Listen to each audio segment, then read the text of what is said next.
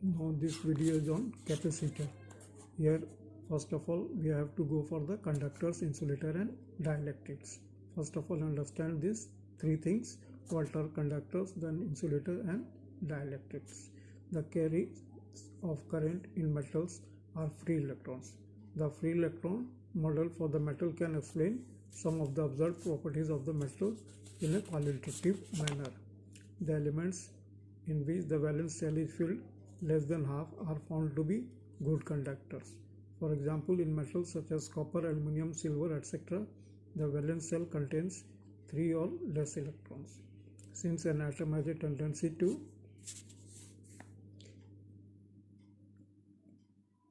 have a filled valence shell, the valence electrons in the atoms of a metal leave the atoms and are free to move through the metal, that is, and randomly in different directions inside the metal in a manner the atom of a gas do inside a container. They constantly collide among themselves, and with the positive ions they have practically no affinity to their parent atom. The average velocity of free electrons in a metal is 0, but when an external electric field is applied across the two ends of a metal, the free electron experience force and drift against the directions of the applied field. There is a net flow of electrons through the metal. It is found that as the strength of the applied electric field is increased, more and more free electrons cross through a section of the metal. As such, the metals are termed as conductor for electricity. The materials which do not have free electrons in them are unable to conduct electricity and are termed as insulators. An insulator may behave in the following two ways. Number one, it may not conduct electrically through it, and as such it is called insulator.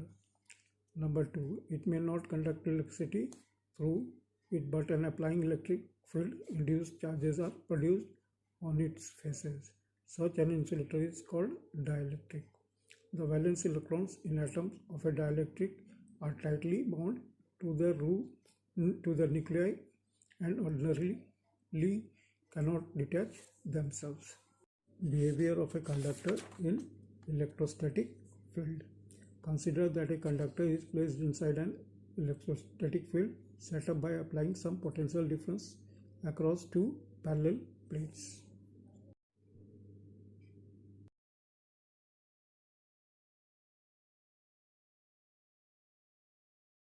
Conductors contain free electrons as the field is applied.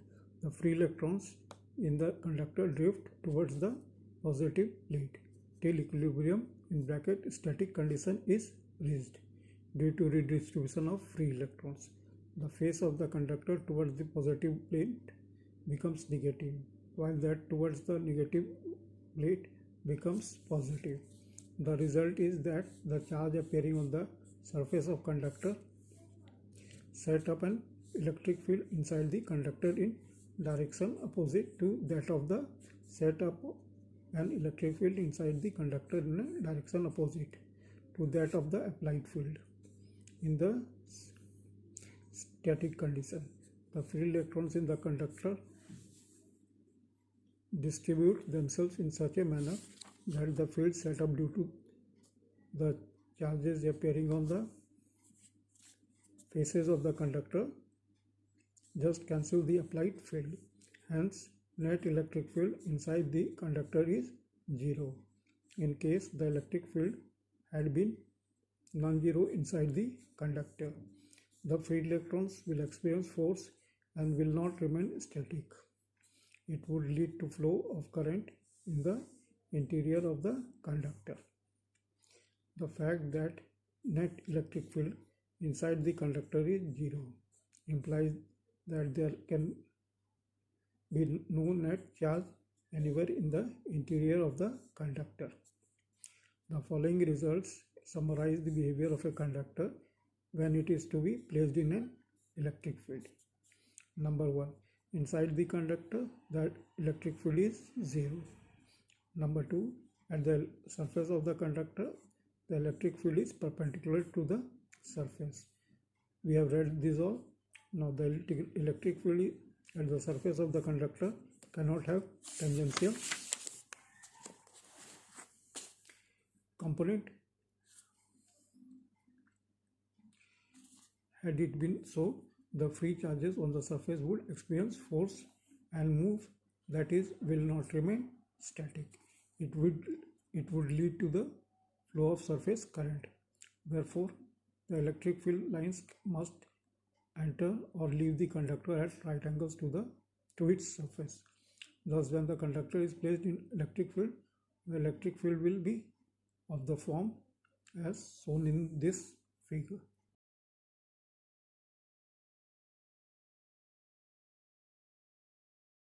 Number 3, when a conductor is charged, the acquired charge resides only on the surface of the conductor.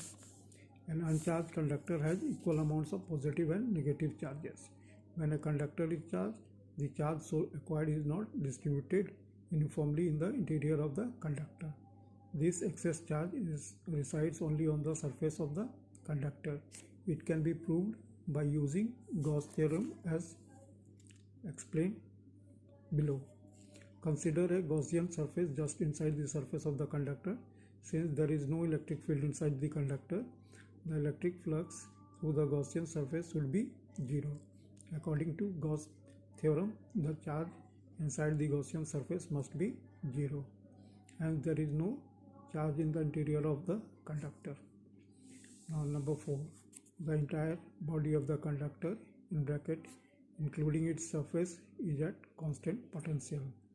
As discussed above, electric field inside a conductor is always 0.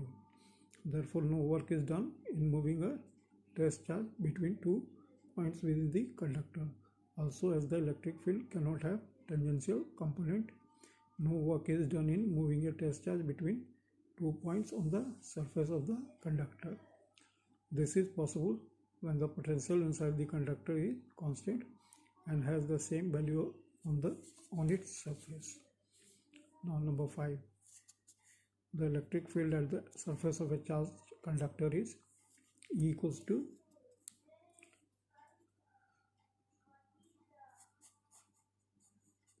Poise by E naught, where Poise is a surface charge density of the conductor. Consider a conductor having surface charge density Poise on a conducting surface. The charge spreads on its outer surface and there is no charge inside it. The electric field at any point on the surface of the charged conductor is in a direction perpendicular to the surface. The electric field cannot have a component parallel to the surface of the conductor. Let us calculate electric field at the point P near the surface of the conductor. See the figure.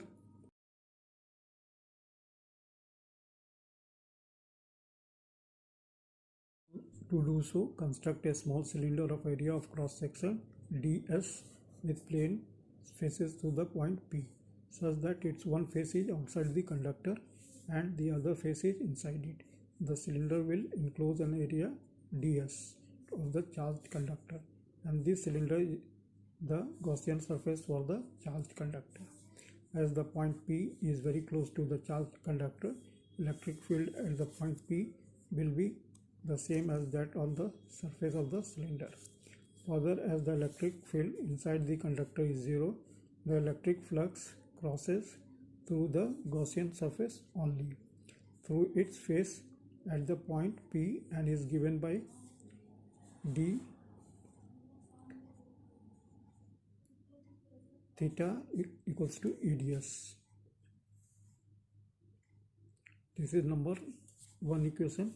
If Poise is the surface charge density, if Poise is the surface charge density of the charged conductor, then the Gaussian surface encloses a small amount of charge, dq equals to Poise ds. According to Gauss theorem, we have d phi equals to dq by epsilon naught, that is equals to Poise ds by epsilon naught. This is equation number 2.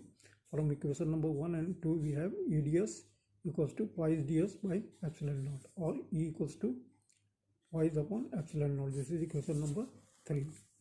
If n is unit vector normal to the surface of the conductor in outward direction, then in vector notation E equals to y divided by epsilon naught multiplied by the unit vector n. This is equation number 4. In case the charged conductor lines in a medium of dielectric constant K, the electric field due to the conductor given by the equation 3 modifies to E equals to twice by epsilon naught K. Now polar and non-polar dielectrics. We know that in an atom the negative charge in the form of electron cloud is distributed around the nucleus having equal positive charge. As such, in an atom or molecules of a dielectric, the center of gravity of the positive and negative charges may or may not coincide, and likewise the atoms or molecules of the dielectric are termed as non-polar or polar. Now, non-polar dielectric, a dielectric in the atoms of molecules of which the center of gravity of positive and negative charges coincide is called a non-polar dielectric. Thus, in atom or molecules of a non-polar dielectric, the positive and negative charges have a symmetrical charge distributed about their centers. The figure of this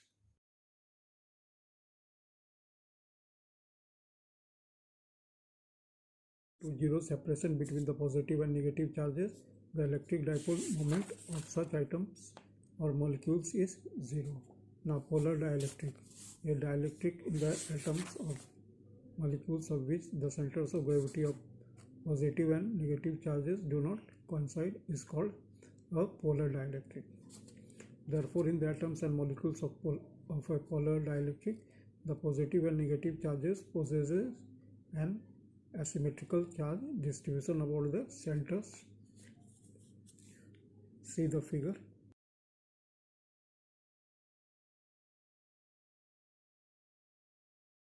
Due to finite separation between the positive and negative charges, such atoms or molecules possesses a finite electric dipole moment. The molecules such as NH3, HCl, H2O, CO2, etc. are examples of polar molecules. Water molecules has a permanent dipole moment of the order of 6 × 10⁻⁻28 coulomb meter. In fact, molecules have normally an asymmetric distribution of charge. For example, in an ionic molecule, the electrons are transferred from one atom to some other atom in the molecules. The resulting molecule is therefore made of positive and negative ions in different locations and must possess electric dipole moment. Now the next topic is non-polar atom placed in electric field polarization in bracket. When a non-polar atom is subjected to an electric field, the positive nucleus gets pulled along the direction of electric field, while the electrons get pulled in the opposite direction. Here is the figure.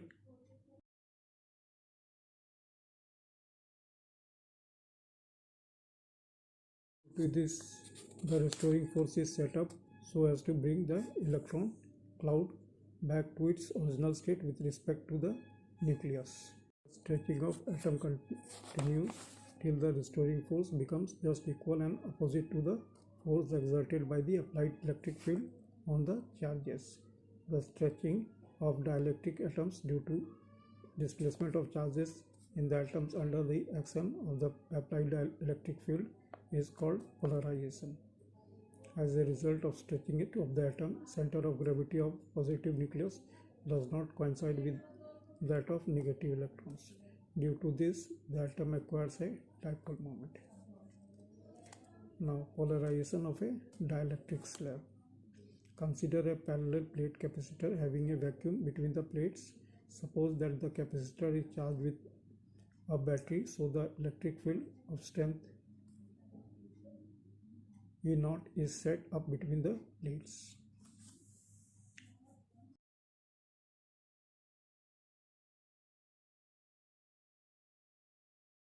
Poise and minus poise are surface charge density of the two plates of the capacitor. Then the electric field between two plates is given by E naught equals to poise by epsilon naught. Suppose that a dielectric slab of non-polar atoms is introduced between the two plates of the capacitor. Here again the figure.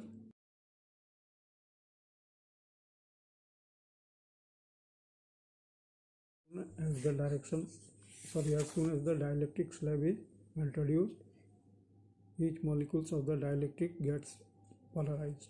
That is, centers of gravity of positive and negative charges get displaced from each other.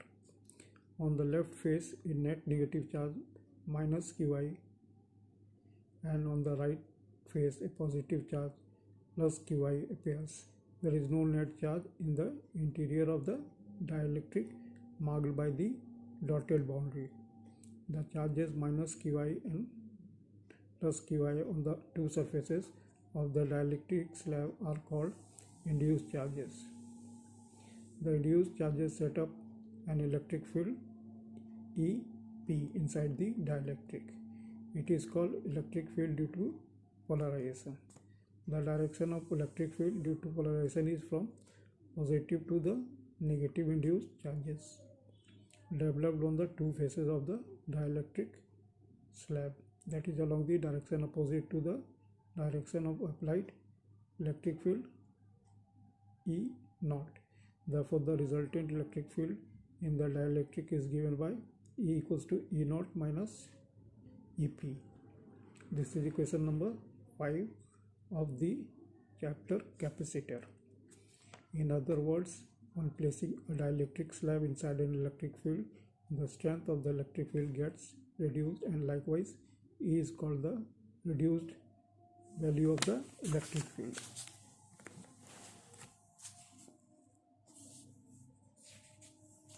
Now there is a constant of dielectric which is called as dielectric constant. The ratio of the strength of the applied electric field to the strength of the reduced value of the electric field on placing the dielectrics between the plates of the capacitor is called the dielectric constant of the dielectric medium. It is also known as the relative permittivity or specific inductive capacity and is denoted by K or epsilon R. Therefore, dielectric constant of a dielectric medium is given by K equals to E naught by E, obviously, which is equation number 6. Obviously, the value of K is always greater than 1. Now, polarization density. The induced dipole moment developed per unit volume in a dielectric slab on placing it inside the electric field is called polarization density. It is denoted by P. If small p is induced dipole moment acquired by an atom of the dielectric and n is the number of atoms per unit volume, then polarization density is given by P equals to n into small p. This is equation number 7. Let A be the area of each plate of the capacitor and D the separation between the two plates. Then the volume of the dielectric slab equals to A into small d.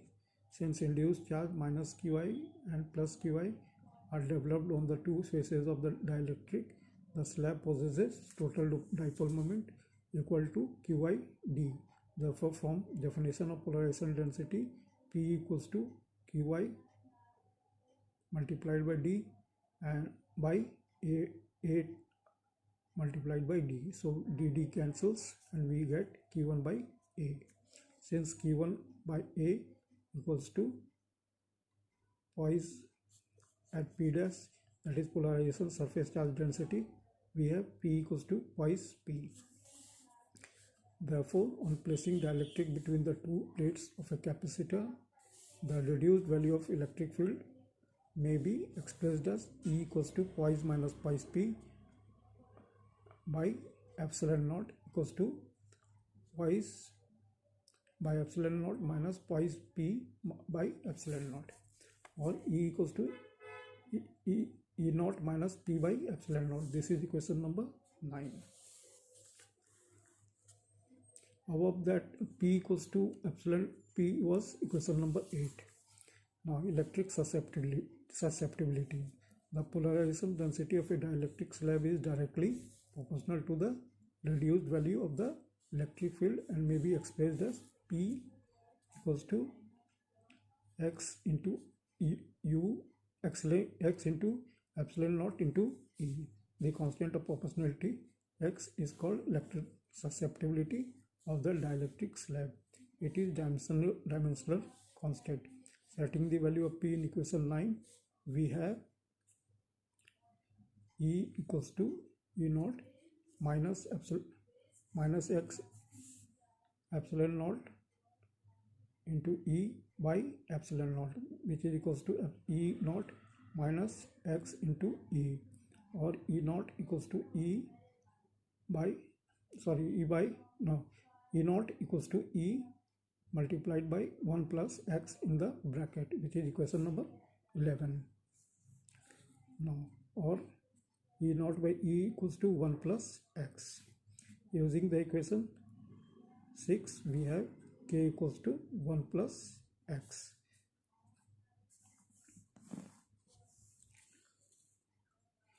However, I don't remember what is the actually it is X, or it is similar to X but has got something different thing.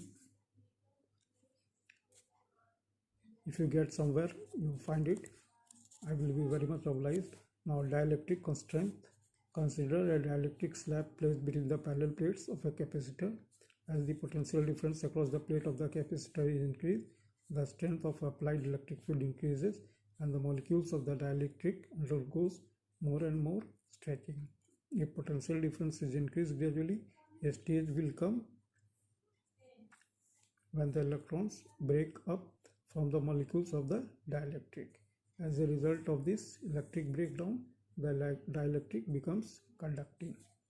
The dielectric strength of a dielectric is defined as the maximum value of electric field, or in bracket, or potential gradient, that can be applied to the dielectric without its electric breakdown. The unit of dielectric strength is same as that of electric field, that is volt per meter. However, the practical unit of dielectric strength is kilovolt per millimeter. The table given below gives the value of dielectric constants and strength of some common materials.